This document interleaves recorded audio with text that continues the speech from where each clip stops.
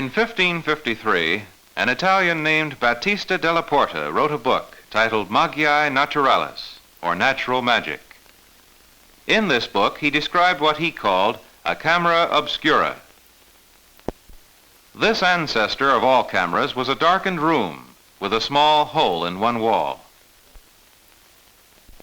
When the hole was uncovered, rays of light entered from the outside. The light from outside, projected through the pinhole, formed an image on the opposite wall of the room. The term camera obscura means darkened room or chamber. It was really a pinhole camera, and it included the four basic parts of any camera of today. The room was the dark box or camera body. The wall opposite the pinhole was the screen upon which the image was formed. Its counterpart in a photographic camera is the ground glass or surface of film or plate upon which a photograph is made. The operator's hand served as a means to cover and uncover the pinhole.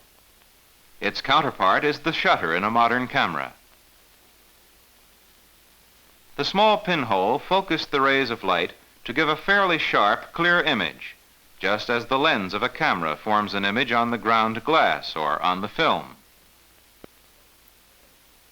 The pinhole admitted rays of light in a small beam from each point on an object and projected the beams on the wall. It can be said that the image is formed by an infinite number of dots of light reflected from an infinite number of points on the object. About the year 1568, a Venetian by the name of Daniel Barbaro replaced the pinhole with a lens. The lens was made of glass, just as are those of today. It was usually mounted on the geometric center of the front end of the camera body. The axis of the lens was perpendicular to the end of the camera body on which it was mounted. A lens collects many more light rays than the pinhole from each point on the object and brings them together to form an image of each point on the object. Because the lens can gather many more rays of reflected light from each point of the object, the image formed by a lens is much brighter than the image formed by a pinhole. With a lens, the distance from lens to image plane varies with the distance to the object. To get sharp images of objects at different distances in front of his lens, Barbaro used a movable screen so he could vary the distance from the lens to the image plane. The basic principles of the camera obscura are used in all cameras. The simplest type, the box camera, closely resembles Barbaro's camera obscura. As an example, this popular box camera is made of metal and fabric, which form an opaque, light-tight camera body. To make it simple in operation, the distance from the lens to the image plane, that is, to the film, is fixed. For this reason, the box camera can only get a sharp image if the objects are beyond a distance of about 10 feet from the lens.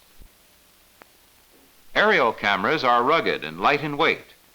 Like the box camera, they have a fixed lens to film distance. Aerial cameras are designed to photograph objects located at a far distance or infinity, not for close-up work. Images are sharp when the camera is used for its designed purpose.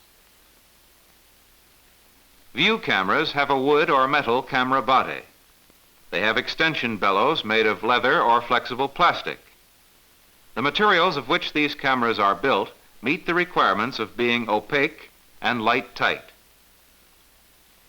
The bellows provides a means for adjusting the distance from the lens to the image plane, so that either close objects or those far away may be brought into sharp focus on the screen.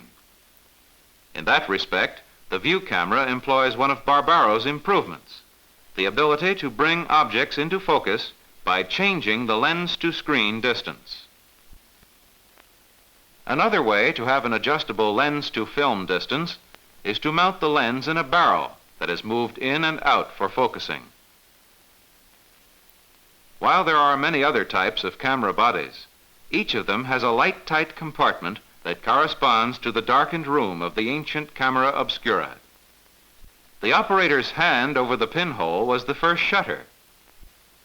It did what every camera shutter must do, which is to stop the passage of light when it is closed and to admit light when it is opened. Anything that will let light pass through the lens to the screen when you want it to do so, and for the required length of time, serves as a shutter. The old-time photographer often used the lens cap as a shutter. And occasionally you found him making the dark slide of a plate holder serve as a shutter. But for accurate control, particularly for short exposures, a mechanical shutter is easier to use.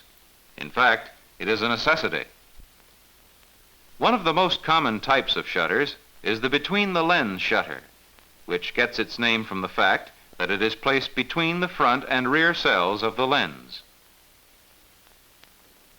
The shutter has several thin, overlapping metal leaves that swing out away from the center line of the lens to admit light, stay open for the required time, swing back into place to cut off the light. A small mechanism like that of a watch times the operation of the shutter. On some between-the-lens shutters that you will use, you will find a cocking lever. Depressing this lever puts tension on the shutter spring and winds up the spring-operated mechanism. Then, when you are ready to take the picture, you use the release. The leaves of the shutter may be operated by hand, using either the cable release or the release lever. This method of operation permits the making of long exposures.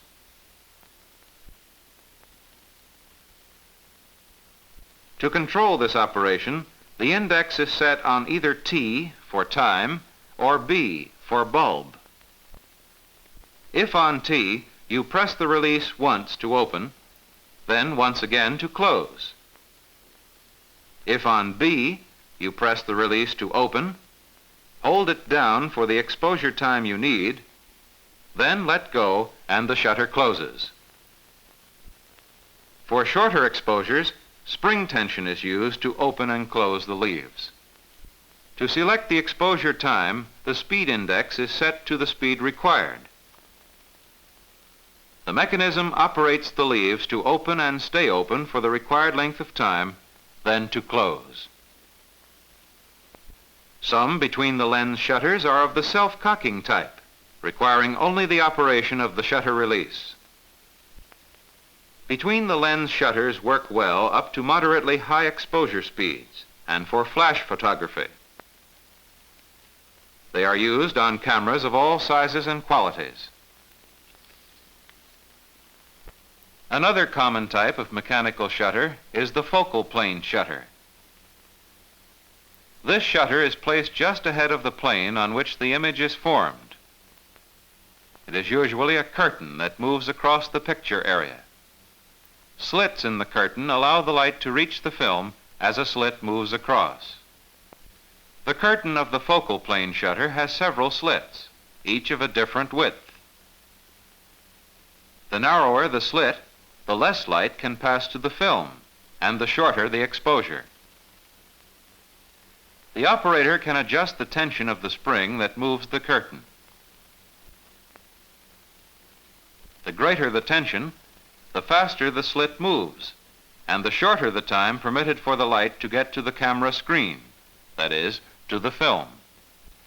The numerous combinations of spring tensions and slit widths provide a great range of speeds, that is, of exposure times. The wide range of speeds makes the focal plane shutter extremely flexible. Because its range runs to high speed values, it is particularly useful for high-speed photography. Regardless of type, the shutter combines with the lens to control the amount of light that gets to the screen of the camera. On most cameras, in general use, the distance from the lens to the image plane can be controlled to focus the image. But a camera is only a curiosity, like the ancient camera obscura, unless we have some way to retain the image and obtain a permanent picture. The image can be made into a permanent picture by using a light-sensitive material such as photographic film in the image plane. The film must have some sort of holder to protect it from light and to keep it in position while the image is being exposed on it. Each size and shape of film requires a film holder to suit. One common type of sensitive material is cut film. It is a flat sheet of film about the size of the image to be preserved. This light-tight cut film holder is loaded with 2 sheets of cut film, one on each side. Dark slides protect the film from the light until it is exposed in the camera.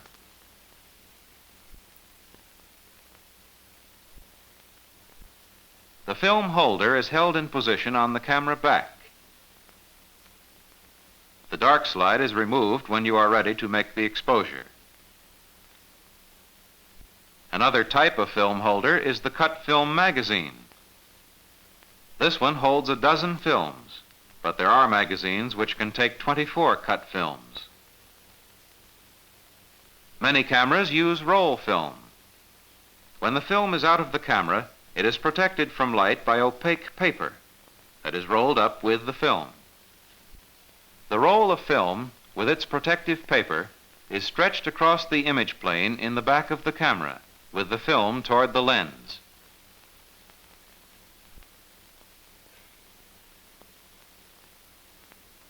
Some cameras, like this 16mm motion picture camera, have film in magazines, which protect the film while it is out of the camera. The film is ready for use when the magazine is placed in the camera. In professional motion picture cameras, the film is generally held in a magazine with the unexposed film feeding out of one light-tight section and the exposed film feeding into another section.